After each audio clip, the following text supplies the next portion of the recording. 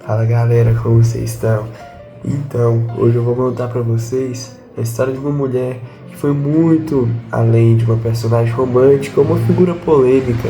Ela viveu aqui no Brasil no século XIX, no meio de guerras políticas, transformações e escândalos. O nome dela? Domitila de Castro Canto e Melo, mais conhecida como Marquesa dos Santos.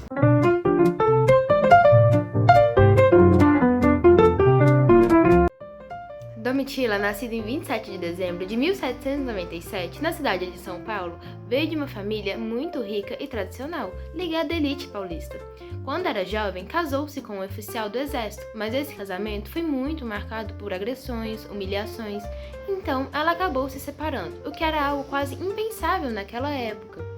Mas, apesar de tudo isso, Domitila ainda era muito respeitada por sua beleza, presença forte e muita educação.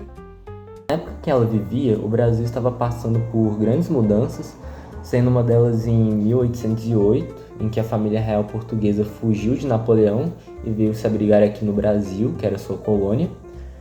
E após isso aconteceu alguns outros eventos, e também um dos outros principais eventos que teve naquela época foi em 1822, onde o príncipe regente, Dom Pedro, ele rompeu com Portugal e proclamou a independência do Brasil, tornando-se o primeiro imperador, Dom Pedro I. O Brasil ele virou um império e a corte do Rio de Janeiro começou a aparecer com cortes europeias, cheia de luxos, intrigas, festas e também escândalos. A Domitila conheceu Dom Pedro em 1822 e logo os dois começaram um relacionamento. Mas tinha um detalhe que era muito importante. Dom Pedro era casado com a imperatriz Leopoldina. Mesmo assim, ele se apaixonou por Domitila. Ela se tornou sua amante oficial. Foi levada ao Rio de Janeiro, ganhou mansões, joias, vestidos importados e título de nobreza. Em 1826, recebeu o título de Marquesa de Santos. Os dois chegaram a trocar mais de 2.000 cartas de amor, muitas delas bastante íntimas. Em uma delas, Dom Pedro a chamava de Titília e ela o chamava de Demonão. Domitila teve 4 filhos com Dom Pedro, mas apenas uma filha sobreviveu, Isabel Maria de Alcântara, brasileira, que ele reconheceu oficialmente. Domitila era muito influente na corte, participava de decisões políticas e até era ouvida por ministros, mas isso incomodava muita gente porque representava o favorecimento que ela recebia por estar, no caso, ficando com Dom Pedro I. E a nobreza, o povo e até os representantes da igreja criticavam o imperador por dar tanto poder a uma amante, enquanto a imperatriz Leopoldina acabava sendo deixada de lado. Após muitos anos de escândalos e conflitos, Leopoldina morreu em 1826 em circunstâncias muito suspeitas e muito tristes também. Isso aumentou ainda mais o ódio da população por Domitila. Com a morte da imperatriz Leopoldina, muitos esperavam que Dom Pedro se casasse com Domitila, mas, em vez disso, ele se casou com uma princesa europeia, Amélia de Luxemburgo, em 1829. Nesse mesmo ano, o relacionamento com Domitila chegou ao fim.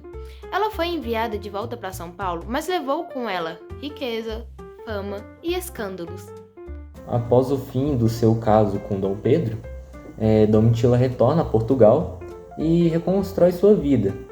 E em 1842 casou-se com Rafael Tobias de Aguiar, um político importante, e junto tiveram mais filhos. Ela passou a se dedicar à caridade, fundando escolas, ajudando hospitais e participando também da sociedade paulista de forma mais discreta. E, por fim, Domitila morreu em 3 de novembro de 1867, aos 69 anos, e foi enterrada em São Paulo. Algumas curiosidades sobre Domitila é que ela foi uma das primeiras mulheres a romper com as regras do comportamento feminino do século XIX. Foi muito criticada por admiradores por sua coragem, independência e influência. Sua história inspirou romances, novelas, músicas e até séries de TV. Hoje, ela é vista como uma personagem complexa, não apenas a amante, mas uma mulher que viveu intensamente, em um tempo em que mulheres eram silenciadas.